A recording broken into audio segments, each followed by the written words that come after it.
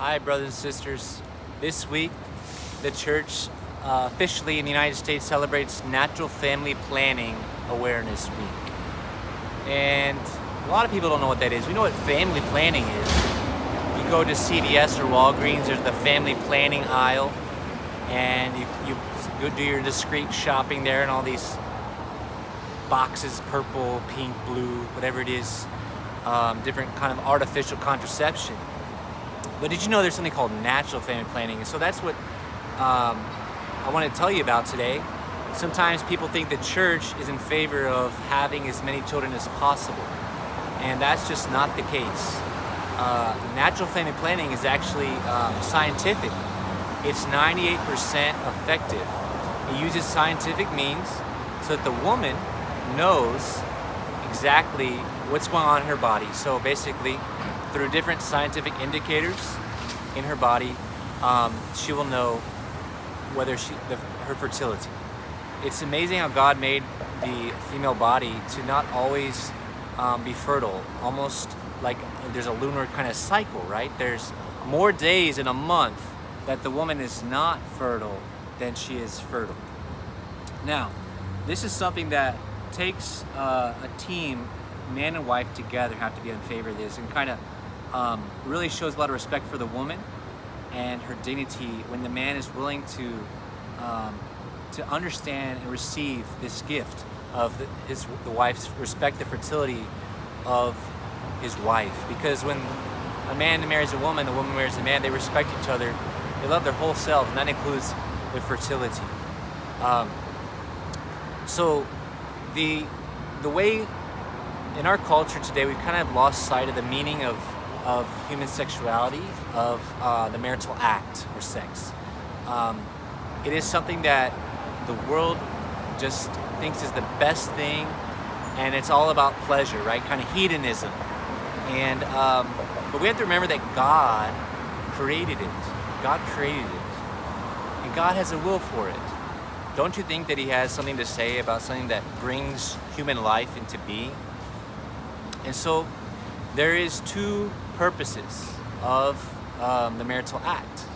That is the procreative dimension and the unitive dimension. The first is procreative. That means that it is made to procreate, to bring human life into the world. What's amazing is that a couple, they participate with God. That when they come together in the marital act, God actually, if certain conditions are right, God can bring, in the moment of conception, immediately create an immortal soul at that moment. And the world, the universe is never the same, because a new being, an immortal soul, is in existence, human being. So they're co-creators with God, right? And children are gifts received by God. Because one of the things the priest asks a couple is, will you accept children lovingly from God? The second thing, dimension of the marital act, is unitive dimension. That means it unites spouses, right? It truly unites them. It strengthens their bond, the bond. What about this marital bond? When a couple gets married, they pledge to love each other with a love that is faithful, right? I promise to be faithful to you, right, until death do us part. They promise a love that is total, that they're not going to hide anything, right? Without reserve, they're going to give themselves to each other. They know each other. It's a total gift of self. They pledge a love in the vows that they say. The priest asks, "Will you come here? Have you come here freely?" Right? So it's a freely given love. For it to be a valid marriage, you can't be forced into it, or because you're pregnant you get married. That's right. That could limit your freedom. You have to do it. Make sure you're doing it because of the right reasons. And also, it's a total gift of self, faithful, free, fruitful, and life-giving. It's life-giving. So we ask, will you receive children lovingly from the Lord? Right. So if a couple is against having children at all, then it's not a valid marriage. You have to be open to children, because God made marriage. Part of the reason, and the main reason, there's two reasons He made marriage: for the good of the spouses, to make you better, less selfish, more loving, to make you sanctified, to make you holy, and to be that image of Christ to each other. And the second purpose is for the propagation of the human race, for procreating children. So the bond, that's what you promise with your heart when you get married. It's a faithful love just with your spouse, faithful, free, total, and fruitful, life-giving. And so the marriage, however, is not consummated until the wedding night or the next time that you have the marital act, the first time after your marriage. That's when the marriage is, so to speak, consummated. That what you've promised with your in your soul, in your heart, what you've spoken, your vows, is made flesh. And so the two become one flesh. So marriage is a bodily union, Jesus says.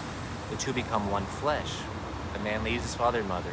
The two become one. So that is when the wedding vows become flesh. So that means that the marital act also express what you've said in your vows.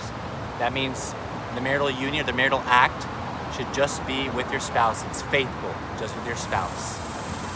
It is fruitful, right? It means it's open to life, right? And then it's faithful, it's free, right? You have to be free, otherwise it's called rape. It's not a good thing. And it's total. It's a total gift of self, right? Not holding anything back, including your fertility, no barriers. You give your whole self. The two become one, truly one. And so, so this is the purpose of the bond that is strengthened when a couple respects the procreative and unitive dimension of the marital act, right? Because God made it. And so when a couple is not trying to achieve a pregnancy, they discern that it's not a good time for them to have a baby because of a good reason, like maybe financial hardship, worrying about the other kids, maybe it is illness.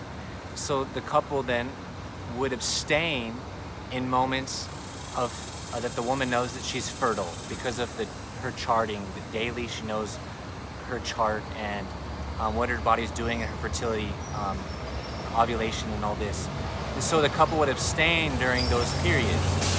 And there's no sin in that. In fact, couples can strengthen their love and purify their love in those times and express love in other ways, do things together, make a sacrifice for God, and truly makes the times they do come together better, blessed, truly a moment of grace for them.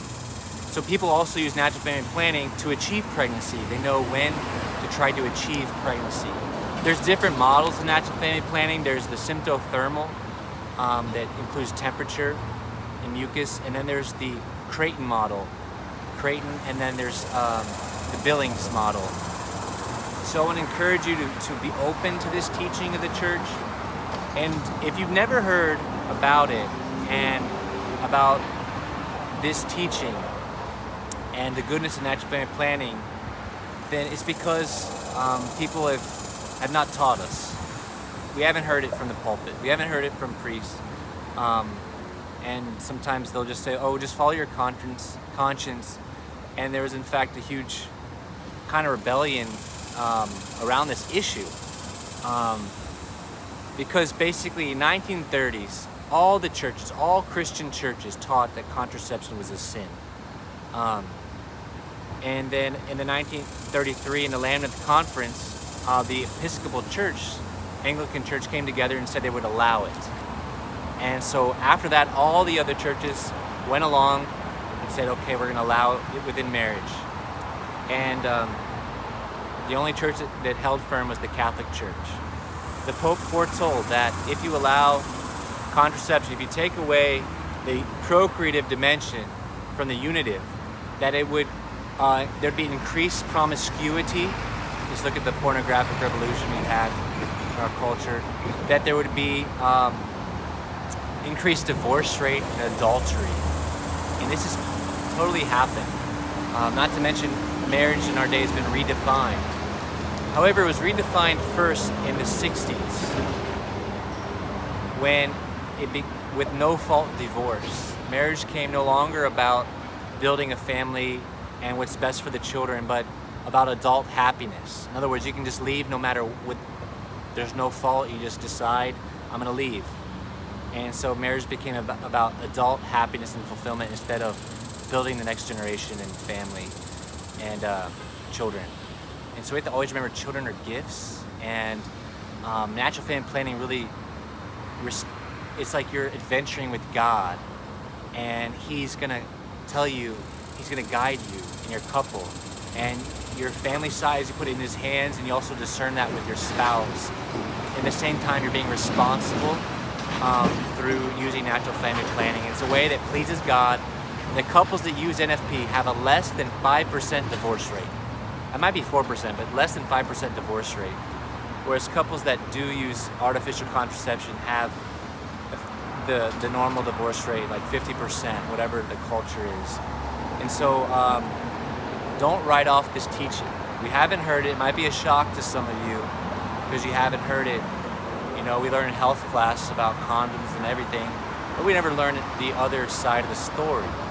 There is a better way, and it has to do with the virtue of chastity, self-control, love, true love. And so may God bless you. Thanks for being open to this teaching.